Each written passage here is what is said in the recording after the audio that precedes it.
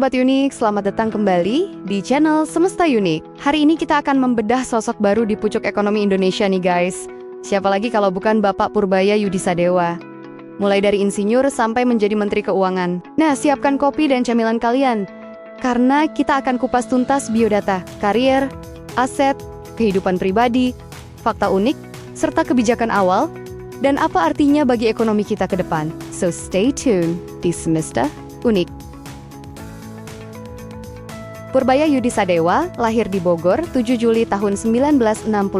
Awalnya ia belajar teknik listrik di ITB, lalu melanjutkan studi ekonomi hingga meraih gelar master dan doktor dari Purdue University di Amerika Serikat. Perpaduan latar teknik dan ekonomi itulah yang membentuk pola berpikirnya.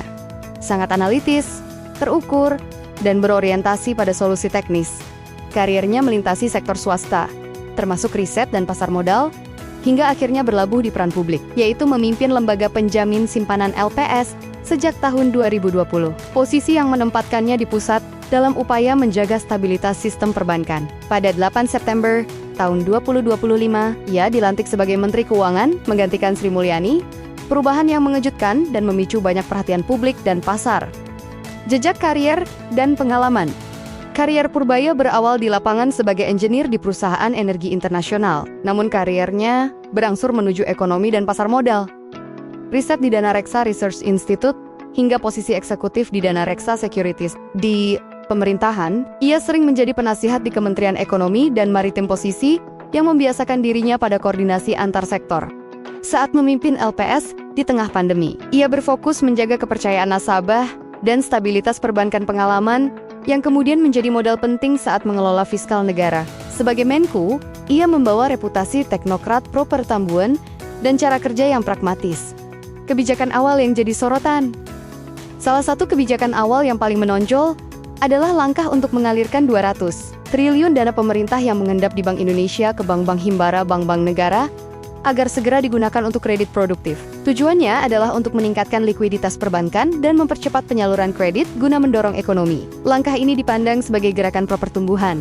Kebalikan dari pendekatan yang lebih berhati-hati dan membuat pasar bereaksi beragam. Ada optimisme terhadap stimulus likuiditas, namun juga kekhawatiran soal disiplin fiskal dan dampak terhadap persepsi investor. Purbaya menyatakan target pertumbuhan ambisius jangka menengah 6-8 dan berharap pertumbuhan yang lebih tinggi akan meredam ketegangan sosial yang muncul. Aset dan transparansi. Seperti pejabat publik lain, Purbaya melaporkan harta ke LHKPN. Ringkasan pemberitaan menyebut total kekayaan yang dilaporkan di kisaran puluhan miliar rupiah, sekitar 39,2 miliar rupiah, dengan porsi besar berupa tanah dan bangunan di Jakarta Selatan, serta aset lainnya seperti kendaraan dan surat berharga. Ini menjadi bahan perbandingan publik, terutama ketika menyandingkan profil kekayaan antar pejabat yang pernah memimpin Kementerian Keuangan. Ingat, angka LHKPN adalah nilai yang dilaporkan sendiri dan dapat berubah seiring pembaruan permohonan atau pelaporan. Kontroversi, kritik, dan tantangan. Penunjukan Purbaya memicu reaksi keras dari beberapa kalangan karena penggantian Sri Mulyani, figur yang dihormati internasional, adalah langkah besar. Gaya komunikasinya yang lugas kerap menuai kritik karena dianggap kurang diplomatis oleh beberapa pengamat.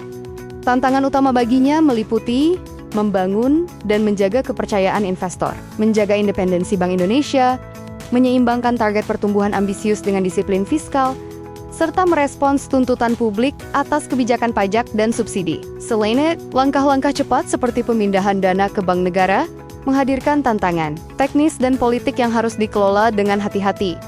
Saat menjabat sebagai Kepala Lembaga Kebijakan Pengadaan Barang atau Jasa Pemerintah LKPP, Purbaya Yudisadewa sempat menghadapi gelombang demonstrasi dari berbagai elemen masyarakat. Aksi unjuk rasa tersebut dipicu oleh dugaan ketidaktransparan dalam proses pengadaan barang dan jasa, serta kebijakan yang dianggap tidak berpihak pada pelaku usaha kecil dan menengah. Massa menuntut agar LKPP di bawah kepemimpinannya memperbaiki sistem e-katalog dan membuka ruang dialog yang lebih luas dengan publik. Meski begitu, Purbaya menanggapi protes tersebut dengan menyatakan komitmennya terhadap reformasi pengadaan yang bersih, efisien, dan akuntabel. Presiden Prabowo Subianto melantik Purbaya Yudisadewa sebagai Menteri Keuangan, menggantikan Sri Mulyani Indrawati. Purbaya sendiri mengaku terkejut karena baru diinformasikan beberapa jam sebelum pelantikan.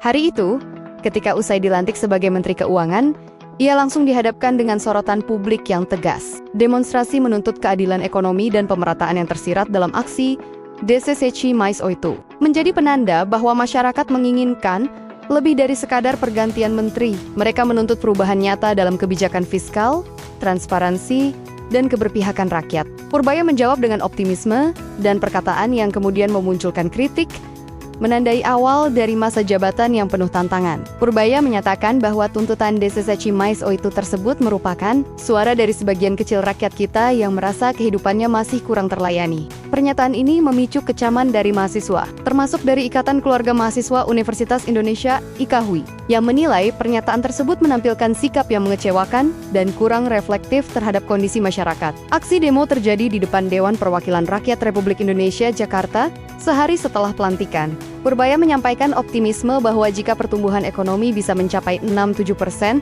maka demonstrasi seperti itu bisa hilang dengan otomatis karena masyarakat akan lebih fokus pada mencari kerja dan makan enak dibanding turun ke jalan. Namun, pengamat mencatat bahwa tantangan yang dihadapi sangat besar. Pengelolaan fiskal, utang, pemulihan ekonomi, serta kepercayaan publik. Setelahnya, publik dihebohkan dengan unggahan anak Purbaya yang menjadi salah satu pemicu kuat reaksi publik terhadap jabatan Purbaya sebagai Menteri Keuangan baru. Meski belum ada pengumuman resmi bahwa demonstrasi itu secara eksklusif menuntut turunkan Purbaya karena narasi anaknya.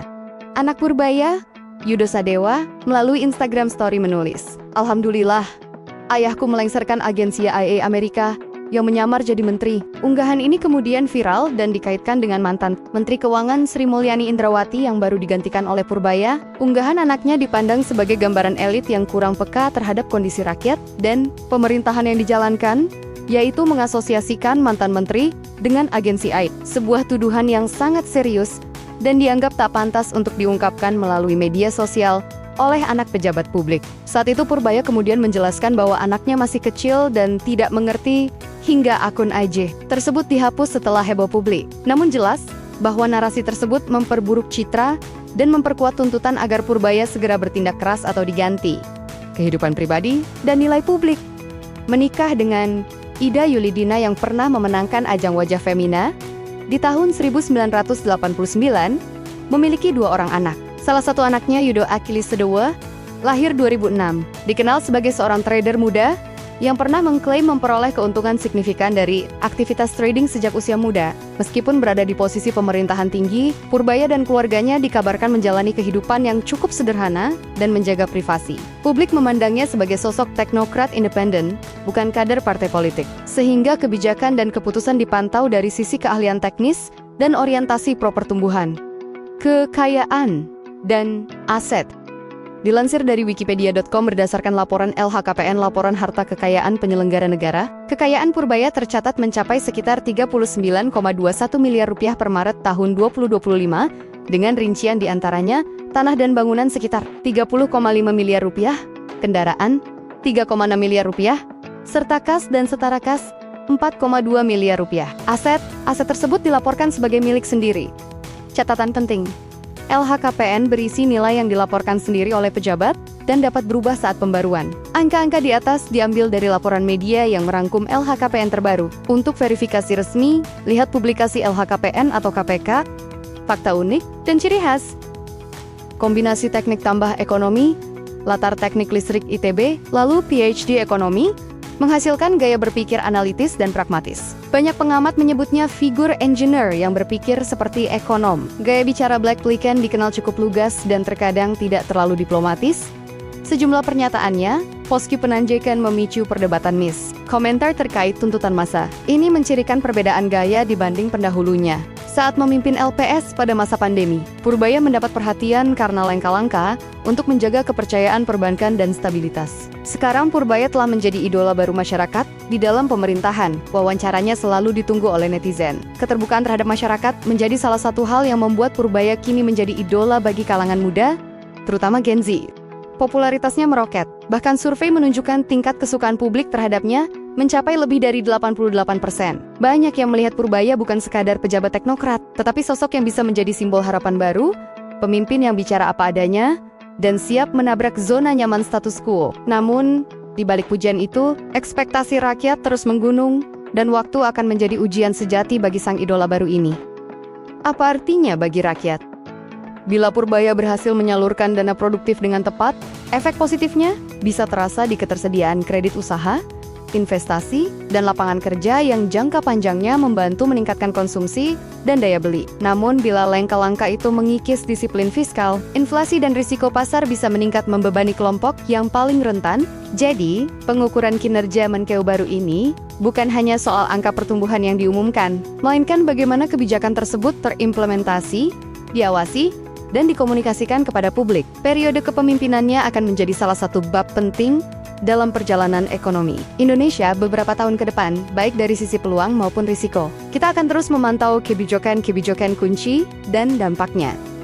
Nah, udah tahu kan sekarang siapa sih sosok Menku Purbaya Yudisadewa? Harapannya semoga Indonesia bisa makin maju lagi dan bisa lunasin hutang-hutang negara. Oke. Segitu dulu video kali ini. Terima kasih sudah menonton video ini. Kalau kalian suka videonya jangan lupa klik like, subscribe, dan aktifkan notifikasi supaya nggak ketinggalan update video terbaru dari channel Semesta Unik. Sampai ketemu di video selanjutnya. Bye-bye guys!